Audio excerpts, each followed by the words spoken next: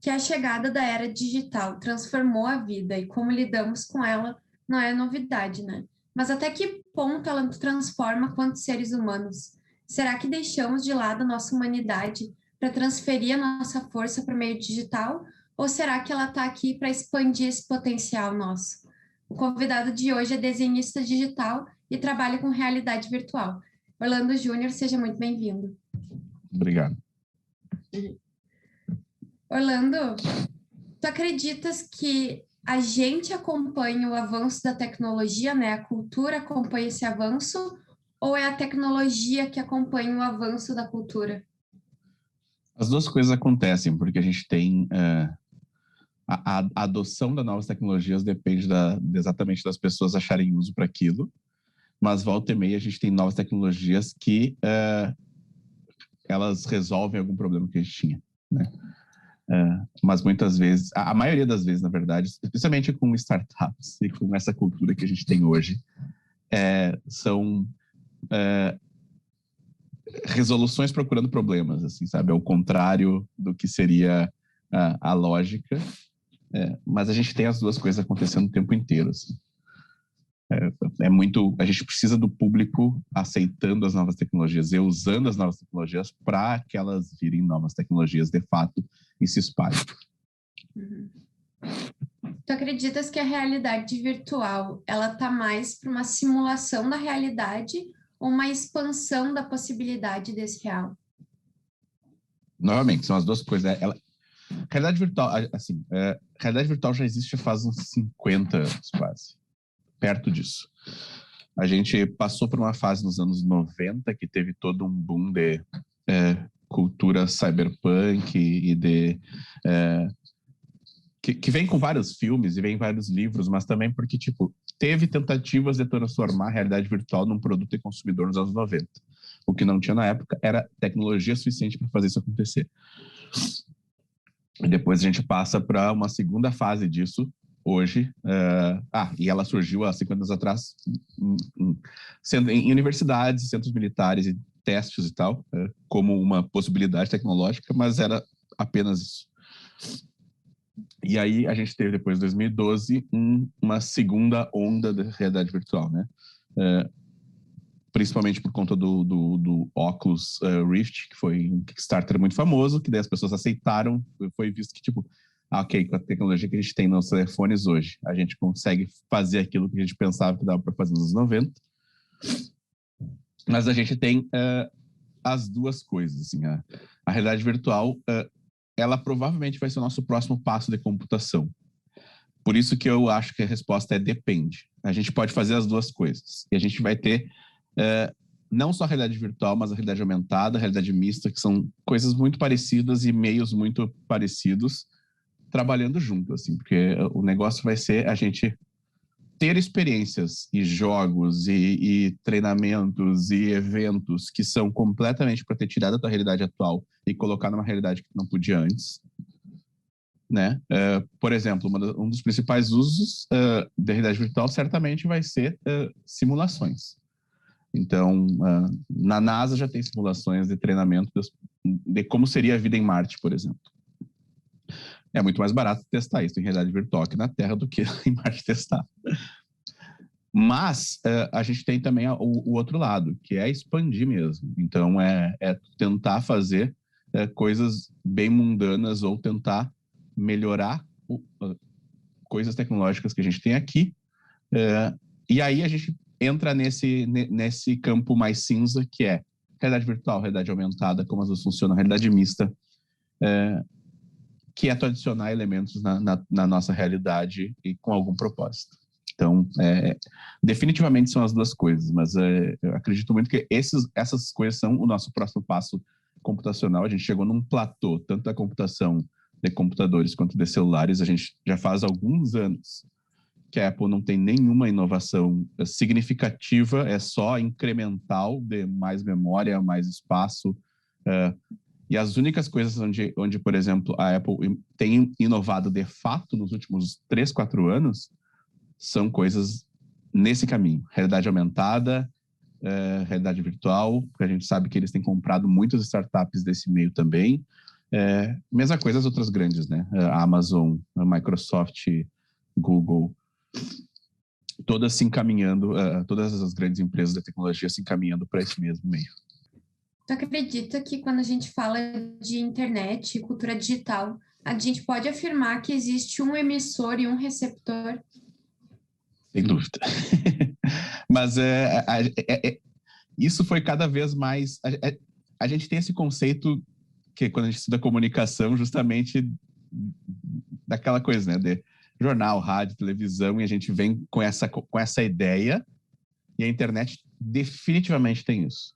No entanto, na internet a gente tem um efeito a mais, que é a participação direta e a influência direta do receptor na mensagem também, que era muito menor e muito... Antes a gente não tinha um feedback imediato das redes sociais, por exemplo, quando tu tá falando de jornal ou de rádio, né? Então, tu até poderia ter o cara que ligava para a rádio e conversava com as pessoas, mas não era a mesma coisa de que aconteceu uma notícia no outro... Talvez ela já tenha saído alguns minutos antes no Twitter, sabe? E já tem 5 milhões de pessoas comentando aquilo. Então, o conceito ainda existe, mas ele é muito mais difuso, eu diria, porque a gente tem essa troca constante. Tu, como artista digital, realiza os comandos, né, no computador, ele processa isso e daí se realiza ali o que é uma obra artística, né? Tu acreditas que o computador, ele também é autor dessa obra? Não, o computador é ferramenta. Computador é a tela, computador é a tinta, o software é a mesma coisa. A ferramenta seguem sendo formas de tu expressar alguma coisa. Existem, né, diversas formas de a gente fazer isso, mas ele é ferramenta. Eu poderia considerar, se a gente considerar que a tela é parte da obra, sabe? Ou que a tinta é parte da obra. E isso não seria tão errado, assim, ainda mais quando tu pensar que os artistas faziam as próprias tintas. Então, eu imagino que isso era parte da profissão de ser artista antigamente, era tu, inclusive, fazer tuas próprias tintas. Mas isso é ferramenta. Isso não tem expressão por si só. Claro, a gente hoje está chegando de novo nesse momento pós-moderno de todos os conceitos serem quebrados ou ficarem difusos, quando a gente começa a ter quando a gente começa a ter inteligência artificial criando arte. E aí eu não saberia explicar se essa tua pergunta faz sentido ou não nesse conceito, porque a gente é muito novo, né? A gente tem tentativas, por exemplo, de fazer inteligência artificial escrever roteiro. Como que faz isso? Pega 10 mil roteiros de séries no Netflix, processa isso numa inteligência artificial e agora ela regurgita do outro lado um roteiro novo, sabe? Porque aquela inteligência aprendeu a partir de um algoritmo. Então, assim, enquanto a gente ainda tiver que alimentar o algoritmo, eu diria que é só a ferramenta. A partir do momento que o algoritmo tiver com a capacidade suficiente para buscar sozinho conexão entre palavras e tudo mais, aí a gente já não sabe mais, a gente não vai mais saber diferenciar uma coisa da outra. E eu não acho que isso esteja tão distante assim. Já existem alguns experimentos de inteligência artificial em que os pesquisadores não sabem mais em que estado a inteligência está, porque ela já aprendeu sozinha a fazer coisas que eles não previam quando criaram o algoritmo inicial. Então, é possível que a gente chegue no momento em que isso seja completamente outra discussão. Nesse momento, para mim, suporte é ferramenta. Seja ele computador, digital, realidade virtual, ou seja, tela, papel, lápis, carvão, enfim. Como tu relataria a presença e a função da pirataria na cultura digital? Sempre é um assunto polêmico, no entanto, eu sou um defensor ferrenho de que a gente só tem uma cultura digital forte no Brasil hoje por conta da pirataria. Existe toda uma cultura, especialmente dos anos 80 e 90, das pessoas que cresceram com acesso a computadores e a consoles e tudo, que só foi possível a partir da pirataria porque a gente não tinha acesso mesmo a isso. Isso não chegava aqui no Brasil. Não chegava de forma oficial. Era para tu ter um jogo original, era alguém que tinha ido para a Europa ou para os Estados Unidos ou para o Japão para comprar, né? E isso também não era tão fácil assim nessa época. E aí só se tinha essas coisas a partir da pirataria. Então, a nossa cultura digital nascente aqui no Brasil foi completamente baseada na pirataria. Completamente mesmo, assim. Existe um documentário de uns 2, 3 anos atrás, acho que foi da Vice, a Red Bull patrocinava o documentário, onde o jornalista Pedro Falcão, que é um jornalista de games, que trabalha hoje em dia com games também, inclusive ele é um ex-BBB, mas ele é um cara muito sério, mas o Pedro fez essa busca, e desde a primeira geração dos videogames no Brasil a gente tinha pirataria. Então, os primeiros arcades de pinball que chegaram no Brasil, os caras chegaram com a planta de como faziam no Japão, e o cara, um engenheiro brasileiro lá, meio professor Pardel da vida, pegou aquilo e, isso aqui eu refaço. E aí, em vez de ter os robozinhos e coisa e tal que tinha no jogo, ele transformou em mulheres do carnaval carioca, assim. Então, isso existe desde a primeira geração. E aí, depois, quando chegaram computadores, a gente começou a ter acesso no início dos anos 90 aqui no Brasil, era disquete de jogo pirata, a gente não tinha uma representante da LucasArts no Brasil até o meio dos anos 90, sabe? Depois de 96, 97. Quando o Plano Real chegou, assim, e que começou a chegar essas coisas pra gente. Então, a pirataria, ela teve muitos momentos ruins da pirataria no Brasil, porque a gente, por exemplo, nunca teve, nessa época, a presença das grandes empresas aqui, justamente porque elas achavam que aqui só tinha pirataria. Nintendo é o exemplo maior, talvez. Aí a Nintendo chegou aqui e descobriu que a Gradiente fazia um produto melhor que o deles. A placa-mãe do Phantom System era melhor que a placa-mãe do Nintendo japonês. Os caras não acreditavam naquilo. De onde é que vocês tiraram isso aqui? A gente olhou de vocês e a gente fez assim. Então, e aí o acordo foi, a gente vai para o Brasil, a gente entrega a licença para vocês serem a Nintendo do Brasil, se vocês pararem de fabricar isso aqui. Então não tem. A nossa cultura digital no Brasil e na América Latina, porque eu já falei com muita gente da Argentina, da Colômbia, do Chile, e é exatamente a mesma história. Então, a nossa cultura de pouco acesso na América Latina, né, de receber o resto da cultura pop do resto do mundo, ela é baseada na pirataria. Então, não tem como desassociar uma coisa da outra, e a pirataria tem uma importância muito grande em como a gente chegou aqui. Então, eu sempre gosto de levantar isso, porque a gente pode condenar a pirataria, porque, de fato, né, a gente está, de alguma forma, prejudicando os criadores, mas sem ela a gente não teria cultura digital no Brasil. Tu vê a reprodutibilidade técnica, né, das obras de arte, como dizia Walter Benjamin, como algo que talvez atrapalhe a originalidade dessa obra, ou é só uma característica dela nos dias atuais? Acho que é uma característica. Talvez o que o Walter Benjamin estava querendo dizer é que a gente tem menos coisas únicas. E aí a solução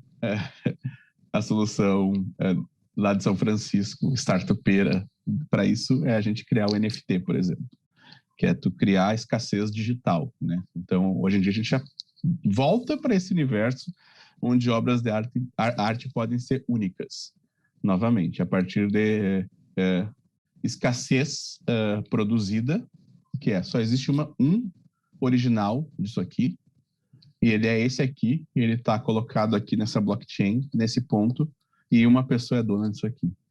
Então, aí existe a discussão, tá, mas como é único, se eu posso tirar um JPEG disso aqui? Tá, mas tu também pode ir no Louvre e tirar uma foto da Mona Lisa, não é a Mona Lisa. A Mona Lisa é a que está no Louvre. Então, a versão virtual da obra de arte, que só tem uma, e tem um certificado de que é única, vale mais ou vale menos? A gente entra em outra discussão. Mas, assim, eu não acho que, em termos gerais, a gente tenha problema com isso, porque a gente dá acesso às coisas. E dar acesso eu acho que ele quebra paradigmas sempre, porque, por exemplo, a gente quebrou a indústria da música quando começou a fazer isso, né? No entanto, a indústria da música era completamente desbalanceada, onde 90% ou mais do dinheiro ficava com as gravadoras e não com os artistas. E aí alguém criou o MP3 e começou a distribuir aquilo para todo mundo e quebrou a indústria. É bom ou é ruim? Eu acho que é muito bom. A gente acabou dando acesso da música para muita gente. Aí tem gente como Metallica que acha que é horrível porque pararam de ganhar milhões em cima de royalties porque o negócio deles era um pouquinho melhor que o dos outros artistas lá na gravadora deles. Então, existem os dois lados sempre, mas eu acho que o acesso é sempre mais interessante.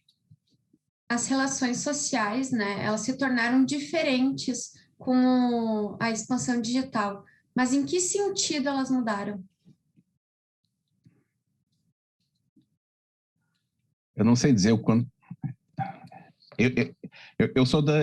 descobri esses dias com essa discussão de cringe, 30 e poucos anos versus 20 e tudo mais, que eu sou de uma geração que é intermediária entre a geração... Eu tenho 38 anos hoje, entre a geração X e os millennials, que se chama Zennials, que é uma geração de 5 anos intermediária, que foi a última geração que viu o mundo sem internet e cresceu com a cultura da internet.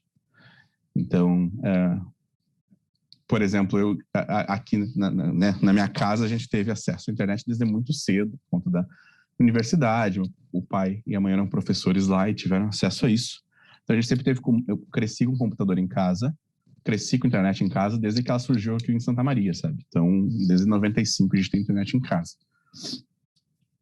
Então, para mim é muito estranho, porque eu não sei, eu não tinha idade suficiente para saber como eram as relações humanas profundas antes disso. Para mim, as relações humanas sempre se criaram com a internet junto. Então, acho que para todas as gerações, para a tua geração, para nossas gerações anos 90 para cá, isso faz parte da vida como qualquer outra coisa, assim, sabe? Então, eu não teria base do anterior o suficiente, eu acho, para dizer o quanto mudou, mas certamente mudou, a gente, né? Eu acho que especialmente por conta das redes sociais. Acho que a gente dá voz para todo mundo e às vezes isso a gente acabou vendo recentemente, que às vezes a gente dá voz para as pessoas erradas também, sabe? E não só isso, a gente tem pessoas que se aproveitam de uma mensagem conseguir ter muito alcance nessa nova relação. E aí a gente ter coisas como fake news prevalente entre pessoas do mundo inteiro, isso, especialmente aquelas que são menos letradas no dia a dia da internet e tudo mais, que são mais vulneráveis a esse tipo de mensagem. Mas a gente... Não deve existir alguém que não tenha repassado uma fake news hoje em dia, porque tem de todos os níveis, né? Então, até a gente que é criado nisso acaba caindo volta e meia. Então, acho que isso foi uma das coisas que mais transformou, assim, né? O alcance da mensagem hoje em dia é muito maior. Me lembrei de um outro detalhe que talvez faça parte dessa conversa, que se a gente for pensar a audiência, por exemplo, a audiência de um grande evento da Globo ou coisa e tal, ou de um grande evento esportivo, hoje em dia tem streamer de Twitch ou youtuber que consegue aquilo praticamente todos os dias, sabe? Todo vídeo do cara vai ter 10 milhões de pessoas assistindo. Isso era a audiência de uma final de campeonato nos Estados Unidos antes. E aí tem um youtuber que faz isso todos os dias, sabe? tem um streamer que faz isso todos os dias. Então, as escalas, elas também começam a ficar em outro nível quando a gente começa a pensar dessa forma. No filme Eu, Robô, o Asimov escreve: as máquinas vão lidar com essas forças como nós lidamos com a sociedade, tendo como de fato tem a maior das armas à sua disposição, que é o controle absoluto da nossa economia. Como tu vê a relação hoje em dia entre a tecnologia e a economia? Asimov estava 100 anos na frente da gente, facinho, né? Asimov já previa a internet nos anos 80 dessa forma que a gente usa hoje. Eu acho que ele está... outro acerto dele, assim, claro, na escala de que ele estava falando isso nos anos 60, mas é por aí, assim. Mas o que a gente tem hoje, especialmente nessa parte dos robôs, e que nesse caso não são robôs, a gente algoritmos, né? Controlando a economia e tudo mais, vem justamente o maior problema é que a gente ainda... são humanos que estão criando isso. Então, toda a alimentação do algoritmo ainda é feita por humanos. Então, o que tu colocar ali vai ser o filtro do que vai sair depois. Então, é bizarro, porque o que acontece é que o algoritmo, se ele é feito para manter a desigualdade, ele vai manter a desigualdade. Ele não vai mudar nada. É a mesma coisa que a gente tem algoritmos de reconhecimento facial que reconhecem só pessoas brancas hoje em dia, por exemplo. Eles têm uma dificuldade enorme para reconhecer pessoas de qualquer outro tipo de pele, sabe? Então, por quê? Porque o cara que testou era branco, o cara que fez a coisa era branco e não se preocupou em colocar outro tipo. Então, aquilo que tu alimenta o algoritmo é o que o algoritmo vai te entregar, no fim das contas. Que isso é robô também, né? Então, é importante deixar claro que isso, de alguma forma, é um robô, porque é uma forma da automação daquilo que a gente fazia, né? Mas a gente tem algumas iniciativas justamente na tentativa de descentralizar esse poder. O que acontece e o que está acontecendo por exemplo, com moedas digitais hoje em dia, que são uma parte mega importante dessa conversa, é que os governos estão tentando regulamentar elas. E, enquanto o espírito original da criação delas era justamente não ter controle centralizado, né? Não ter banco central, não ter um controle de um governo só, não poder ser... ela ser aprisionada por um governo, né? Como aqui no Brasil aconteceu nos anos 90 com a poupança, por exemplo. Então, isso era o que estava escrito lá no manifesto original do Bitcoin, por exemplo. Então, esse espírito original meio que vai se perdendo porque as grandes corporações, os bancos centrais, os governos estão realmente tentando ter controle sobre isso e não muda nada, porque o que acontece no fim das contas é que aquilo que era feito, de alguma forma, foi feito, pensado para ser descentralizado, para todas as pessoas terem acesso, começa a ter controle. Mas ainda, como essa caixa de Pandora foi aberta, existem diversos projetos tentando justamente isso. Ter aquilo que a gente tinha no começo da internet, que é uma internet descentralizada, que não está mais na mão do Facebook, do Google e da Amazon. Ter uma forma econômica que não seja atrelada ao Banco Central americano, ao euro e à China. Então, esse tipo de projeto vem acontecendo e surgindo toda hora, com vários tipos de sucesso. Então, acho interessante a gente ver que nos próximos anos o que vai acontecer. Eu acho que todo o dinheiro vai se tornar digital, muito em breve. A China já está dando o primeiro passo para isso, para transformar a moeda deles, o Yuan, em uma moeda completamente digital. Até por isso que eles vêm banindo Bitcoin e outras moedas na China, porque eles querem ter controle sobre a moeda digital deles. Isso e não vai demorar muito, porque a gente está vendo, por exemplo, o sucesso que é o Pix aqui no Brasil, que nada mais é do que uma versão de dinheiro digital da gente aqui. Então, claro, ela não usa as mesmas tecnologias, ela não é blockchain, mas a instantaneidade de tu pagar com Pix, de tu usar telefone para pagar, QR Code e tudo mais, começa a mostrar que não tem volta. Esse é o próximo passo dessa coisa econômica. Mas a gente vai ter diferentes níveis de controle governamental, regulamentações e tudo mais. Então, as preocupações do Asimov, elas se mantêm. Orlando, quero agradecer pela entrevista, foi muito massa o nosso papo e obrigada por ter participado também. Sem problema. Obrigado a vocês. Até mais. E chegamos ao final de mais um episódio e assim da temporada sobre arte e identidade. Descobrir quem somos é definir, e definir é limitar. Mas limites são importantes, seja para entender melhor o nós em relação ao outro, ou para perceber que nessa diversidade de pessoas e seres ainda somos uma única vida. Que possamos expandir o nosso ser, andando juntos e integrados com os potenciais que nos rodeiam. Obrigada a todos que assistiram e contribuem para o programa. Até a próxima temporada.